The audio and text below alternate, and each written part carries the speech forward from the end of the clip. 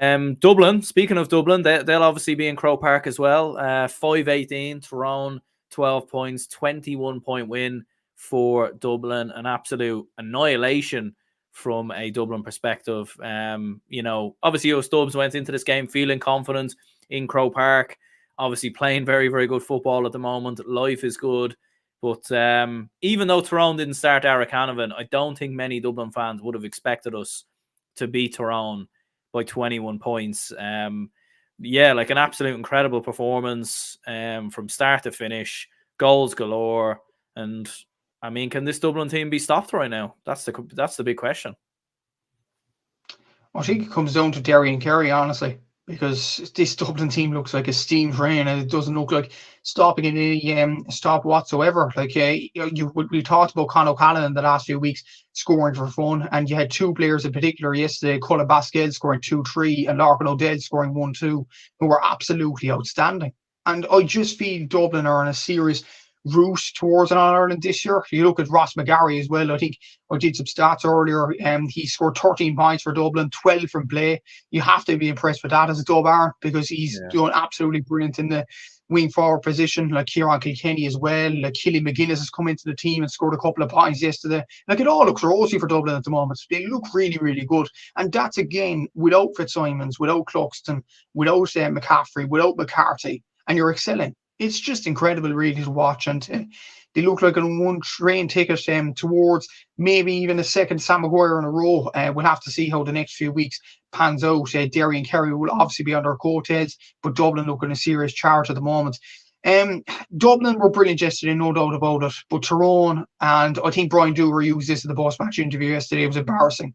And DC's, and I said this on your live stream yesterday, this is the second time that they've went to Croke Park after the 2021 All-Ireland final win.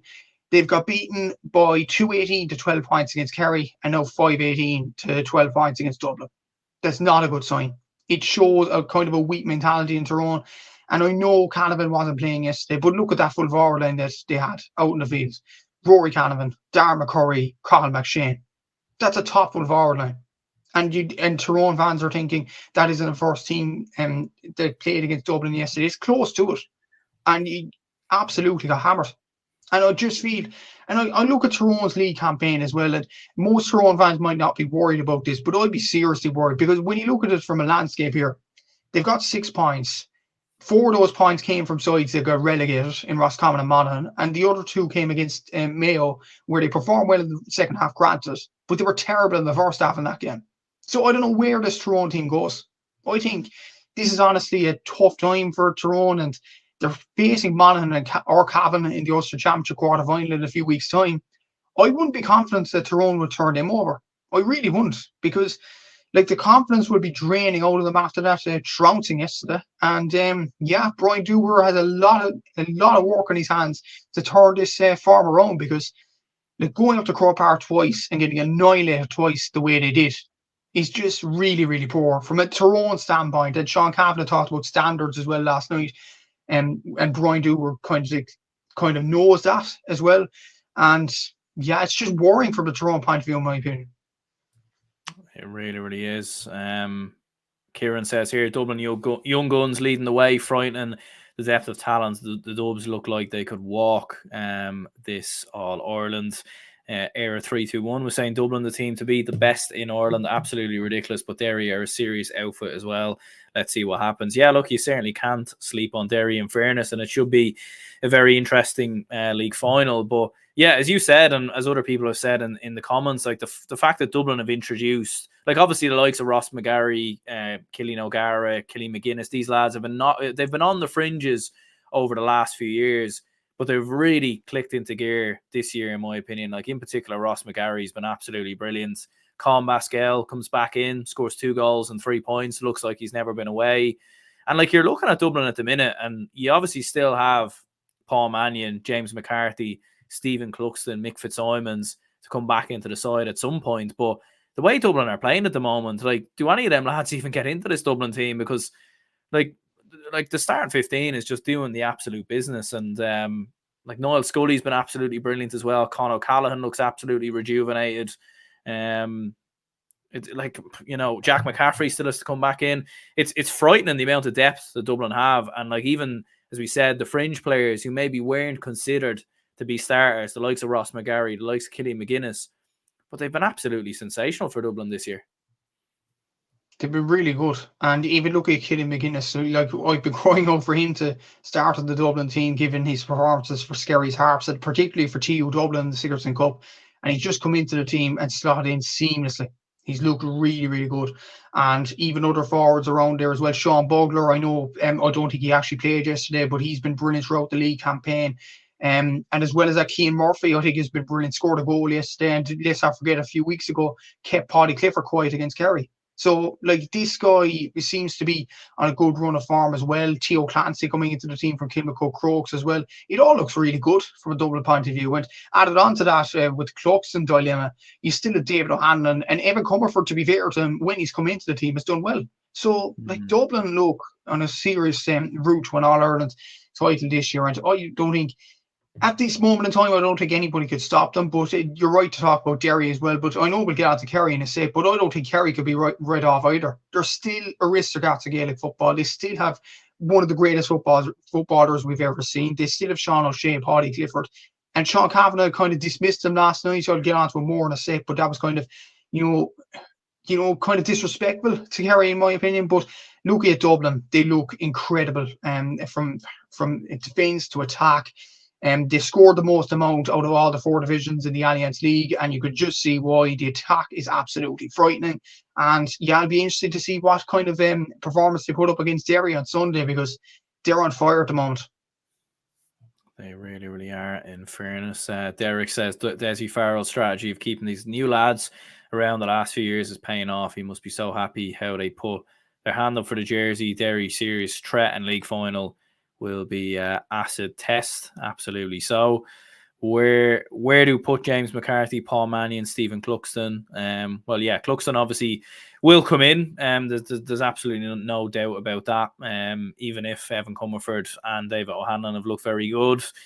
Yeah, look, I think McCarthy probably slots into midfield beside Brian Fenton. You could argue he goes in the half forward line, but I think Cian Murphy's been absolutely brilliant as well. So I don't think you take him out there.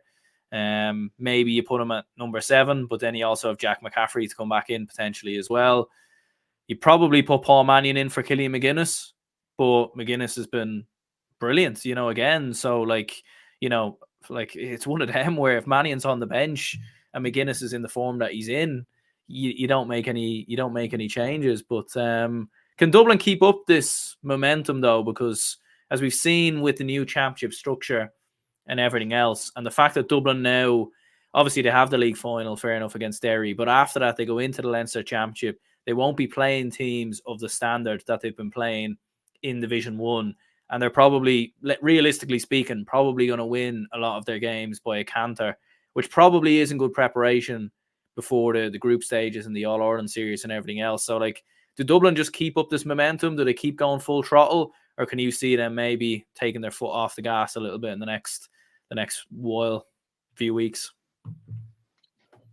I think honestly they can do in the Leinster Championship for a few games, just a few games in general, because they're obviously much better than the opposition. I don't think Dublin are the sort of county that drop their standards. I really don't. I think the only time they dropped their standards really was 2021, where they went into every game. They were a bit too complacent after Division 1, even against Wexford. That time in Wexford Park, they were very, very poor. And even in the semi-finals and the final against Meath and Kildare, like on any other day, Dublin could have lost those games. And I just think that was kind of a yearly thing. I don't think this is a yearly thing, though. I think Dublin has started off like a trend. They look absolutely unstoppable at this present moment in time, and that's the big thing. And I know you talk about Leinster teams being undercooked and all that. I think they are. Don't get me wrong, but I think Meath and Park Talton, I think Meath will try to have a fair few lumps into Dublin, really, because I think Meath will try to make it into a bear pit. And I don't think they'll win. I think Dublin will get out with the win in the end.